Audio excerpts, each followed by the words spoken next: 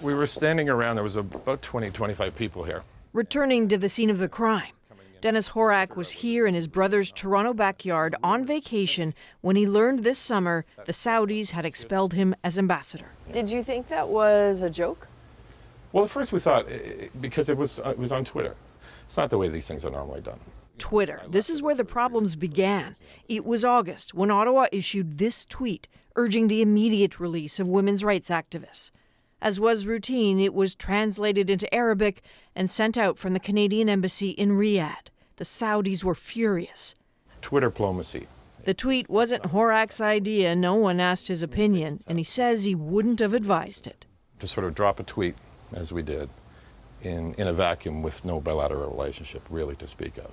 It's not effective, and it has repercussions. Saudi Arabia canceled flights to Canada, ordered Saudi investment pulled, declared Saudi students would have to leave, and recalled its own ambassador. Did Ottawa screw up? We took a step too far. I think the immediate release line seems to be what has really agitated them. Whether we can come back from that or not, I don't know. Why would this offend the Saudis so much? They were upset that it was in Arabic. They felt that we were targeting their audience, their public. They feel that perhaps Saudi Arabia is being too compliant with Western demands. This would give them ammunition to say, see, look, we're being pushed around by the West. A few months on, the Saudis still talk indignantly about Canada. Have a listen to the foreign minister last week in New York. You can talk to us about human rights anytime you want. We'd be happy to have that conversation like we do with all of our allies. But lecturing us? No way. Not going to happen. He's right. I mean, the Americans issue, the State Department issues a human rights report every year. The British Parliament does. But again, they both have very strong relationships with Saudi Arabia. And so it can survive some of those public dressing downs in ways that we were more vulnerable to. Rather than back down, Canada has owned its tweet, its frost with Saudi Arabia. While no other nations have come to this country's defense, human rights groups have. And Horak finds that telling. It seems to me that the applause that the government has gotten from Amnesty International and other organizations is something that's welcomed by the government, and perhaps rightly so, and perhaps that's what's driving it. Is that worth as much as a relationship with Saudi Arabia? Is that a good trade-off? In my view, no. What was your conversation like with the minister after this happened? I haven't spoken to her. Did she not take the call, or did you not make the call? I just didn't speak to her. I spoke with her staff, and I was there a couple of days after as we were trying to assess the impact. But no, I didn't speak personally to the minister or the prime minister. If he did have that conversation, he might say his criticism isn't political, because he was also thrown out of his post as Canada's ambassador to Iran after Stephen Harper's Conservative government cut ties with the nation.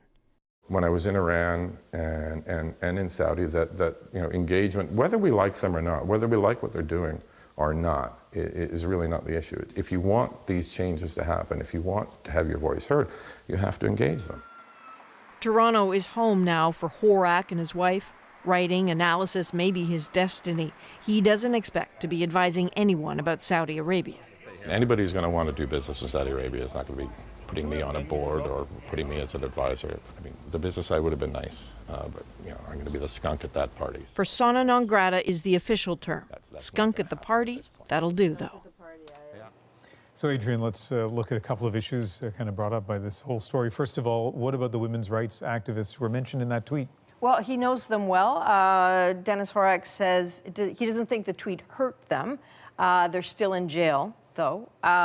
It's hard to say what's happening, though, and that's sort of his point. Because Canada really doesn't have eyes on the situation right now, it's really difficult to assess what's going on with them, and that's what you lose when you do this. And of course, a big story looming over this, the Saudi journalist Jamal Khashoggi, and when you did this interview, the news hadn't yet broken that some people believe that he may be dead. That's right. There is a bit of an update about him, though, right now. The UN High Commission for Human Rights has weighed in on the mystery of Khashoggi.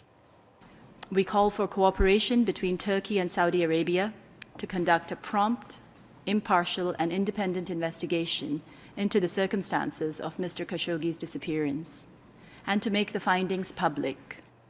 So Jamal Khashoggi entered the Saudi consulate in Istanbul last Tuesday, has not been seen since. Today, Turkey's state-run television released an image that apparently shows Khashoggi going into the consulate, and there are reports that Turkish staff at the consulate were suddenly given the day off.